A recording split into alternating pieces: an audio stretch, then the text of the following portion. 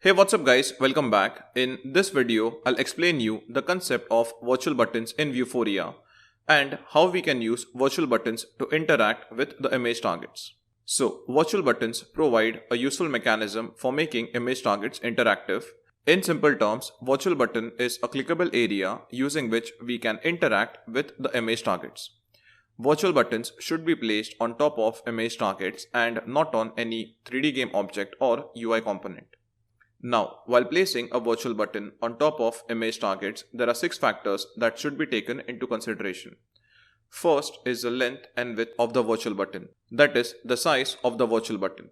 The virtual button should ideally have a rectangular shape and it should cover an area of 10% or more of the entire image target. So, the first factor is the size of the virtual button. Second factor is the placement of the virtual button. A virtual button should be placed in an area which has more features. Now, if you look at this image target, then the areas with maximum yellow points are called featured areas.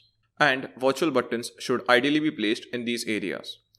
If we place virtual buttons in areas which have less features, then virtual buttons will not be recognized properly. Third, a virtual button should not be placed on the borders of the image targets, as these areas are least recognized.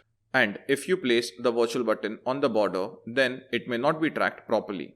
Fourth, avoid placing multiple virtual buttons in column arrangement. If you're placing multiple virtual buttons on a single image target, then avoid placing them one below the other in column arrangement. Instead, you should place virtual buttons in row arrangement, that is, neighboring to each other. The fifth factor is the sensitivity of the virtual button. We can set low, medium or high sensitivity to all the virtual buttons. Virtual buttons with high sensitivity are triggered more easily as compared to virtual buttons with medium or low sensitivity. The sixth and the last factor is the texture area on which the virtual button is placed. Generally, it is a good practice to create a small texture on image target which looks like a button, and on top of this texture area, you can place the virtual button. So, to conclude, there are 6 important factors that you should consider while working with virtual buttons. First, the length and width of the virtual button. Second, the placement of the virtual button on top of the image target. Third, virtual buttons should not be placed on borders of image targets.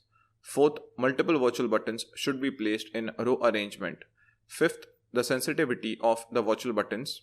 The sixth and the last factor is the texture of the image target on which virtual button is placed.